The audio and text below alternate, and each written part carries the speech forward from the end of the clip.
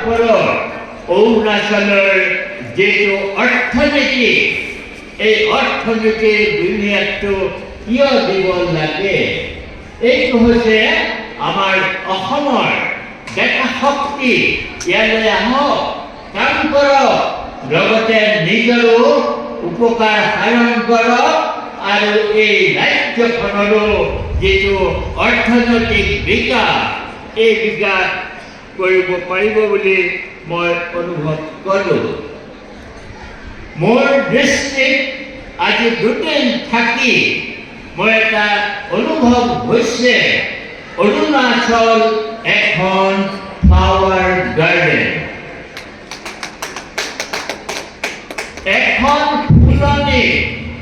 যদি এজোপা ফুল থাকে, ব্লুমিং ফ্লাৱাৰ, সি আমাক আকৰ্ষণ নকৰে। কিন্তু যদি তেনেকৈ ফুল ফুলি থাকে, সেইখনক আমি স্বৰ্গৰ কানন বুলি ভাবোঁ। সেইকাৰণে অৰুণাচল সূৰ্য উঠাৰ দেশ, আৰু সেইকাৰণে অৰুণাচল এখন গাৰ্ডেন, বাগান, ফুলৰ বাৰী।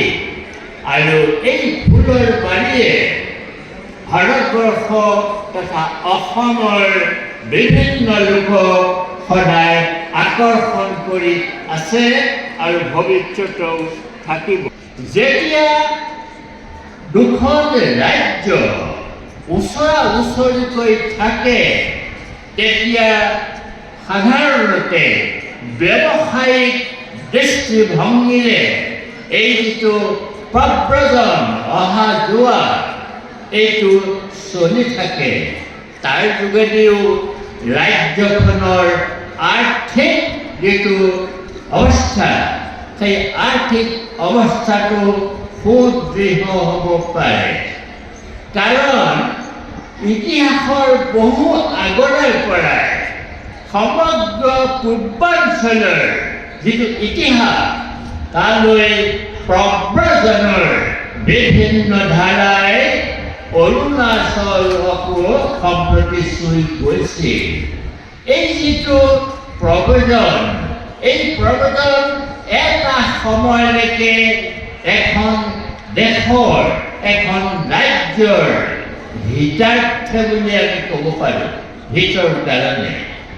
আজি গণতান্ত্ৰিক সমাজ ব্যৱস্থা প্ৰব্ৰজনক আমি হয়তো বাধা দিব নোৱাৰিম, কিন্তু এই প্ৰব্ৰজনটো হ'ব লাগিব আমাৰ মাজত।